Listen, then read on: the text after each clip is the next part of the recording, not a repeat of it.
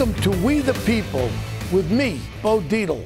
I join you tonight as a former New York City police detective, mayor candidate, congressional candidate, and running a successful business for the last 33 years in security and investigations.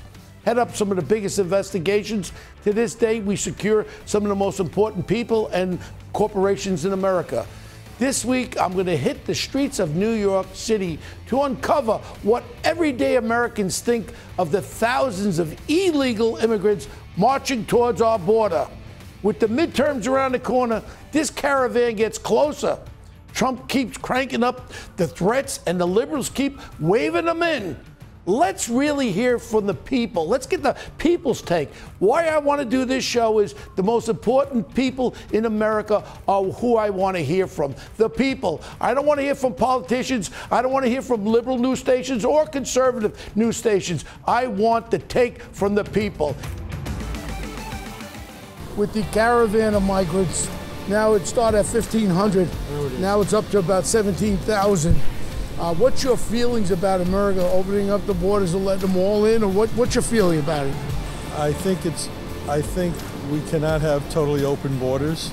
I think we have to recognize that there are people who should be welcomed into this country under a regular immigration process. Should we open up the southern border and let everybody in? I don't think that's the right thing to do right now. It seems that we are going to a different processes of like trying to regulate immigration in this nation. Again, why 80% of that group that you can watch on TV are young males, and a lot of them are starting to cover their faces. Why are you covering your face? Makes me suspect. Well, there's definitely a bad element draw, let's call it, that brings in a lot of bad element over here. You know, gang reasons, all these things. There's definitely that draw that brings the not necessarily the best. However, I still want to believe that there is more of the good rather than the bad. Well, and you know, your family is an example, so is my family, his family. You know, times are different. Yes, absolutely. By opening the doors like that in the South, it's going to create more problems than results. Hey, ladies, how you doing? How you doing? What are you wanted?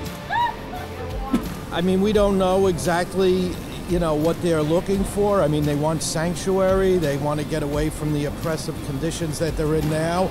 I mean, we can't just allow them in. It's illegal. It's a sad reality that among immigrants crossing the border, south of the border, it's involved drugs, rapes, and all type of catastrophes down there. So by sending a clear message at the border, I do believe that most people will be conscious about what this nation is all about. You know? We're a nation that loves to open our arms and help people. Okay, here with me to discuss this is my friend Ellis Henican, who's been my friend for a long time, and Audrea Taylor Decker. I thank you guys for coming on with me. This is my first show. I'm excited. Oh, you're doing good so far. Well, let me tell you something. When you go on the streets of New York, you get a lot of people that slip a tate away. And I was trying to really get some really important things. And that last gentleman there, he came from Colombia 18 years ago. He said, you know what, Bo? Wow. I did it the right way. I'm afraid that people that are coming into our country, because I'm an American like you now, Bo, we're going to be causing problems, and they're going to be causing problems for us. What's your feelings, Mr. Henican? Well, you know, listen, I understand we want an orderly process here, but Bo, I don't like it when people demonize those people. Most of them are coming for the same reason that your ancestors came and mine came here, for a better life, to get away from oppression someplace else because they love their children and want to give them an opportunity. And we do have to have a process, I get that. But the idea of turning them all into villains, I don't know, that makes me uncomfortable. We don't want to turn them into villains, but we know one thing. We know one thing. I looked at the videos of a lot of them.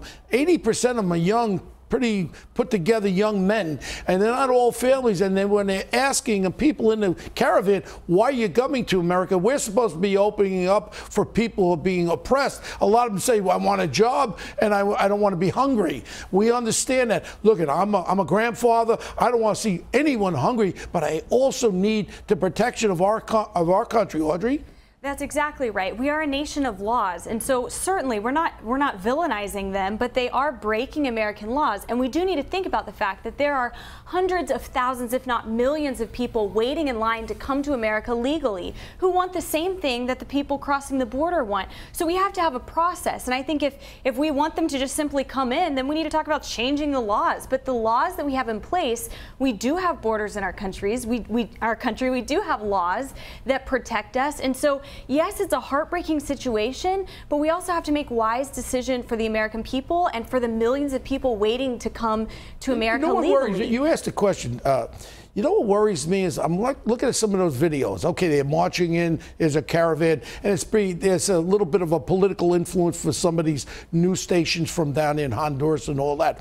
And then some of the actions that I actually saw on TV, you're orderly trying to go through Mexico, then you're picking fences up, throwing them at the police. Hey, this element, I don't need a violent element. We go peacefully, you go peacefully, and you walk peacefully. If there are police there, you have to have some respect for the Mexican police because you're marching through their country. That's so if you're doing it there, what the hell are you going to do in the United States? Well, let's give them a fair shot, though, right? I mean, let's don't do like our president did and invent all these crazy stories about Middle Eastern terrorists being in the middle. By the way, there's no evidence of that at all. We don't know. We don't know who's in this caravan yet. It's unknown. Audrey, let's treat them with respect, like the decent people that we are and they are. Can they respect our laws, though? Let's analyze their situations. Give them, if they're seeking asylum, let's put them through the system. A lot of people are being spoken to about, here's the reason why you're coming. Political asylum because you're being oppressed. They're being tutored what to say when they get here. My problem is what happens when they get here. Not just the Republicans nor the Democrats' problem. We haven't come to a situation. They sign a paper and they release them, come back in 30 days. Do you know what the percentage that come back? 2% come back. So there's 98% running around our country illegally. 30 million. Yeah, but did you see also what has happened in Europe? I was in Europe this past summer. I'd like you to go to Germany. I think they have about 1.5 million. They just opened the gates. What would America look like is a good question. 10 years from now, let's open the gate. The liberals take over the Congress and the Senate. We get a liberal president. No ISIS. We want to get rid of no ICE. No ICE. Let's get rid of ICE. Let's get rid of our borders. What will America look like in 10 years from now? Tell me. Let me tell you, Bo, who doesn't have a problem. America. More people are leaving our country than coming in now. I know you guys see these pictures and you create this great alarm. We actually have Audrey, have a net out migration at this point. It really isn't true that there's swarms of these brown Come on, Ellis. I want to see these facts and figures. I know that everybody wants to come in. There's about I'll guarantee you, sure as we're sitting here, Audrey, there are 100 million people that want to come to America. And if we have no borders, they'll be here. What will America be like when we got to go to the hospital, Audrey, and all of a sudden they tell you, you got to wait online. There's 6 illegals ahead of you. What are we going to do? We've got to have security. We've got to know. You're saying they ain't terrorists, but I'll tell you right now, I know a little bit from the Department of State. I do run a security company. A lot of Middle East people come through Central America.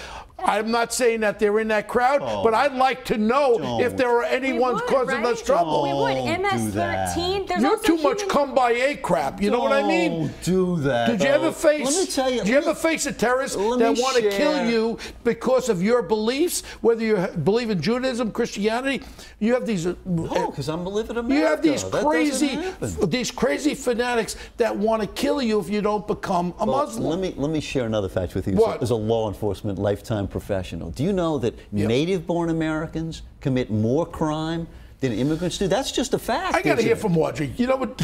You're living in La La Land. Please, Audrey. Blame the immigrants. We don't know who's in this group. You know security better than anyone. Yes. We don't know if it's MS-13. We don't know if it's human traffickers, human smugglers. You're right on. We don't know. And so it's actually compassionate. Audrey, you know what I did notice? For the American people to have this conversation. Security is my business. You know what I did notice? Why are a lot of them covering their face with their little towels? What are they hiding? We have facial recognition. And when we send some of these MS-13 back, who's to say they're not jumping on the old bandwagon? Let's go to America back there. Who's to say not? Until we can check and balance who's coming in. Audrey, what are we supposed to do? Well, we have compassion towards the people, but we also demand respect for America's laws. And like you said, they have been tearing up the border fences in Mexico, and they're treating this process in that same way. That's not who America is. We're a nation of laws, and there's mutual respect that goes both ways. I want everybody to stay tuned. You're staying here. Okay, Ellis? And you too, Audrea. And we're going to get back to this immigration debate. Listen, there's both sides of it, and there's the facts. And I want to see those facts about people leaving this country. I question that. We'll be right back.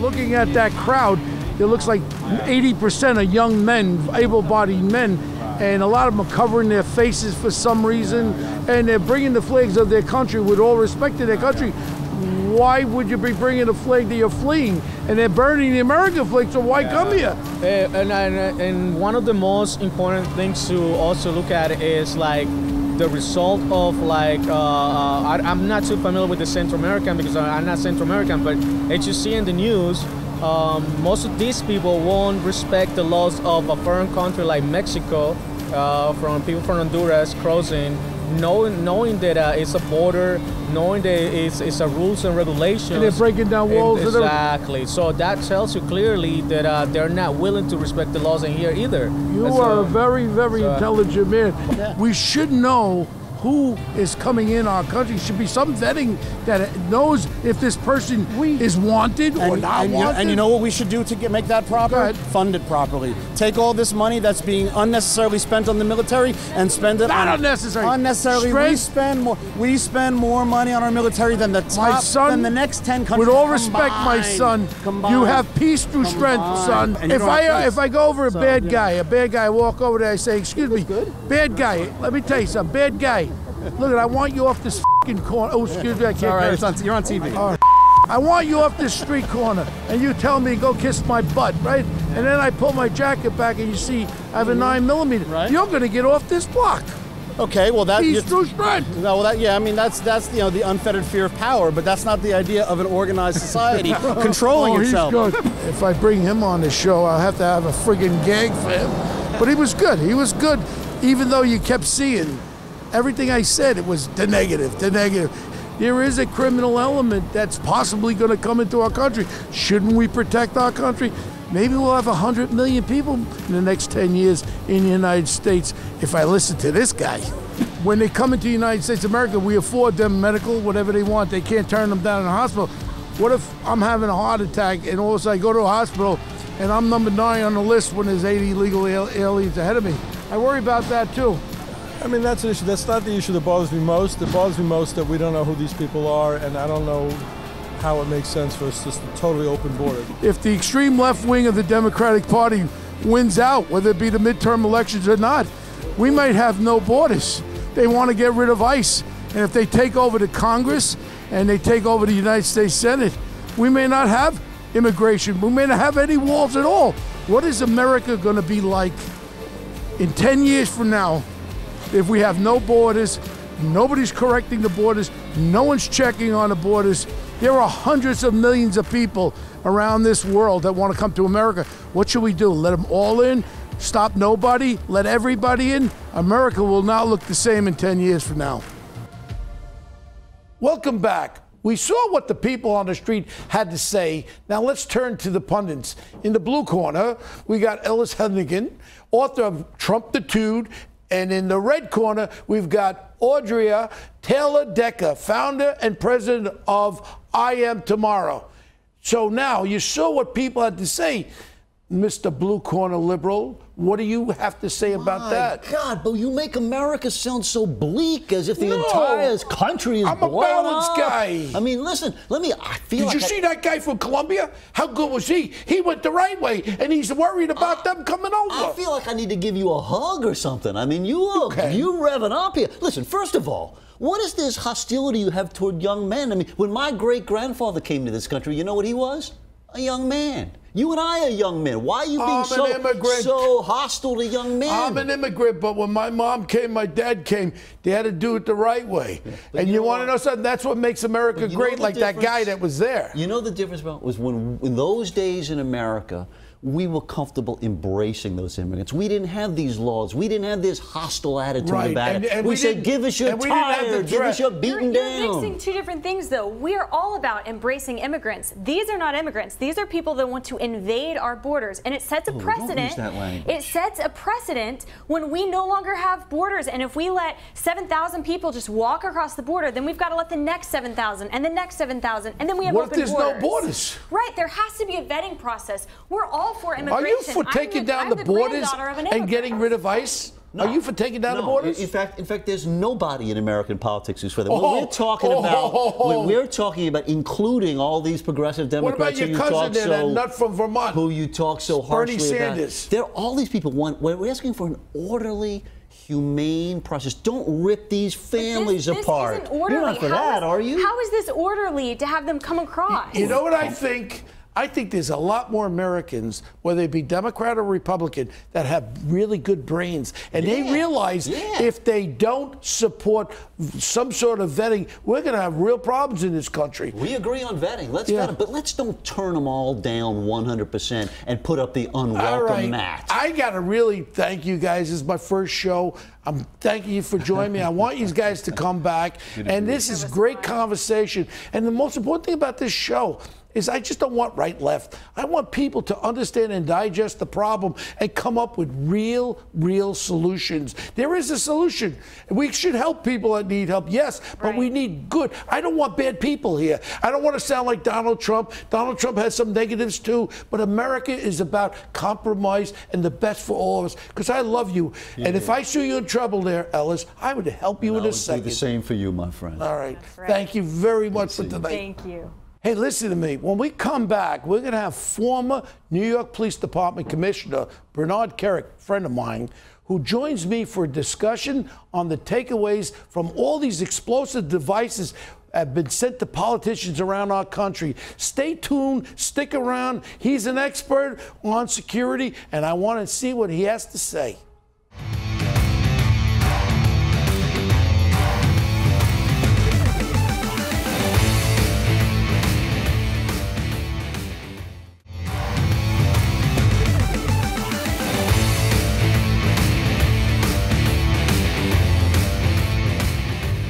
And now we're joined by former New York City Police Commissioner Bernard Kerik for his insights on this surge of alleged bombs being passed around our country.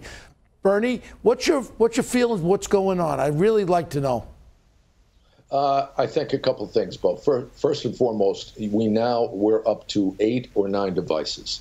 And out of the 8 or 9, not one of them has been triggered or detonated. And usually these pipe bombs, that's packaged in a way that these have been, the trigger, the mechanism to detonate them is worked in with the opening of the package. And I know that the Bureau and the NYPD has opened at least 2 or 3 of these so far, and no detonation.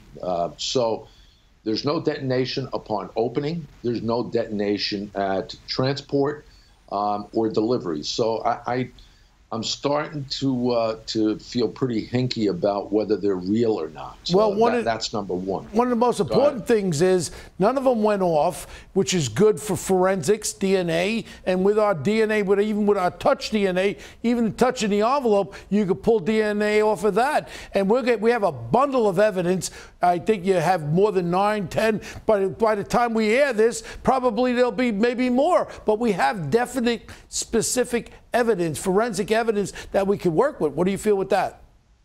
Yeah, I think, look, I think you have a slew of evidence. Number one, the packaging, the material, none of this is detonated, so it's all intact.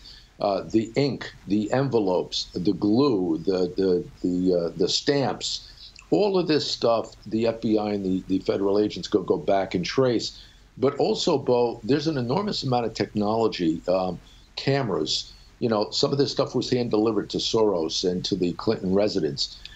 You cannot tell me that somebody wasn't captured already on camera. You know what's really bad is how they're trying to politicize this. Right now, this is not a political thing. This is people's feelings, people in threats. Now, what do you have to say to people like who work in offices, whether they be Fox News or CNN or any news or any kind of a corporation?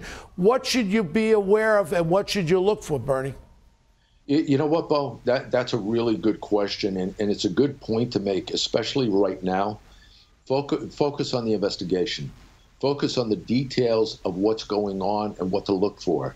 The people like me and like you and others that go on these networks, no matter what network it is, the purpose to get on the network is to give the general public an idea what to look for. What are you looking for? What would the profile be? Who could be targeted? These things, that way the general public then becomes your eyes and ears, law enforcement's eyes and ears, in case they see anything. To get on the air and use the air today as a political platform to bash the president and others is just the wrong thing. Today we should be talking about unity, we should be talking about bringing the country together, and we should be educating the American public on what to look for, what's been received already, and how they can help the law enforcement community on locating this stuff. Mr. Kerik, I want to thank you so much. That's a very important point. And again, if you see something that looks suspicious, now all these packages look kind of the same, but if you see something suspicious, you have the slightest suspicion, you put it to the side, you call the police. That's what they're out there for. And just be careful and be observant to things around you. And I want to thank you, Commissioner, for being on with me today, and I look forward to seeing you, sir. Thanks, Bo. Well, I want to thank everyone for tuning in, and we're going to be back next week. And remember one thing, topics that we talk about, it's not political, it's not Republican, it's not Democrat, it's not liberal, it's not conservative. It's you, the people. And I'll be on the streets every week, and I want to talk to the people on the streets and get their opinion of all types of issues. Thank you for joining us, and I'll see you next week.